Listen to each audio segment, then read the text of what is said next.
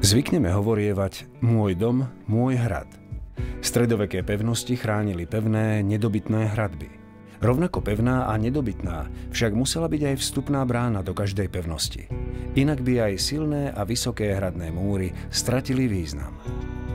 Položili ste si niekedy otázku, je vstup do vášho bytu dostatočne chránený? Neuspokojili ste sa s tým, že ste vchod do vášho domova zabezpečili iba alibisticky a formálne?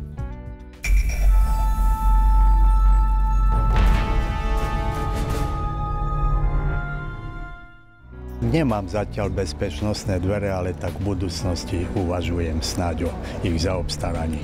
Veľmi silne chránime, máme obyčajný zámok, takže... Tak sa snažíme byť doma stále. My sme už dôchodcovia, tak si to strážime sami. 3 zámky na dverách máme, takže takým spôsobom si to chránime nejako. Naši známi si chceli kúpiť bezpečnostné dvere v decembri na Vianoce a v novembri ich vykradli.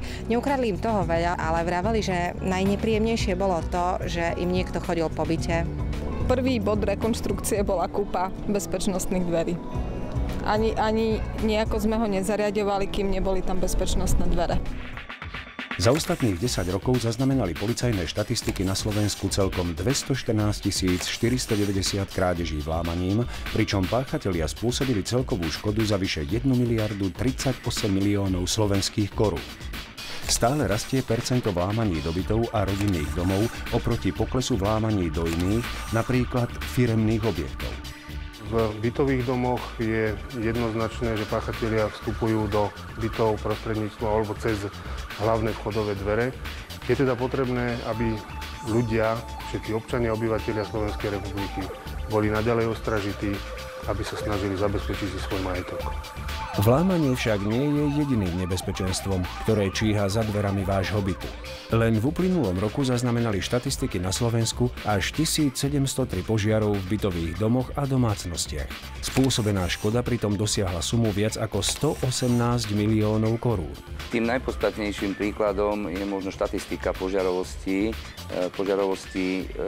všeobecne, kde, čo sa týka bytov, dochádza k obrovskému počtu úmrtí práve pri vzniku požiaru v takýchto bytových domoch, s tým, že mnohokrát, alebo vo väčšine prípadov spôsobenie úmrtia je spôsobené nie uhorením, ale je to udusenie práve týmito spodinami horenia.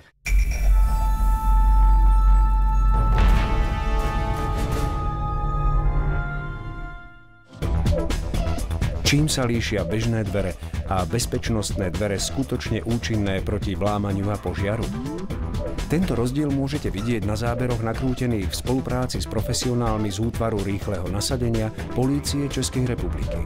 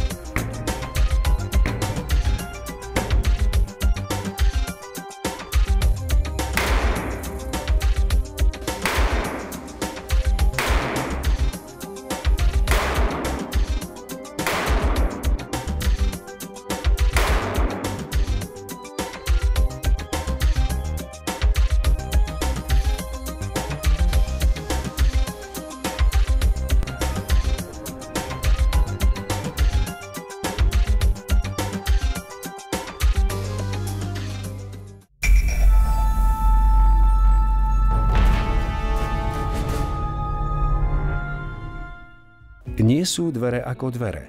Čím sa teda riadiť pri výbere skutočne bezpečných bezpečnostných dverí na rozdiel od tzv. Bezpečnostných dverí? Dajme slovo nezávislým odborníkom. Na trhu je řada bezpečnostních dveří, které nejsou odzkoušeny, i když se jako bezpečnostní dveře nazývají, protože když výrobek nazývám bezpečnostní dveře, tak by měl splňovat minimálně požadavky těchto norem pro tu nejnižší bezpečnostní třídu. A tyto dveře ani tuto bezpečnostní třídu nesplňují. Ten tým, který to provádí, by měl mít, a náš tým má dlouhodobé zkušenosti, protože kromě toho, že již 15 let provádíme zkoušky tady ve zkušebně, tak jsme předtím pracovali u policie České republiky, kde jsme získali řadu poznatků, jak pachatelé překonávají bezpečnostní dveře a vůbec zamykací systémy.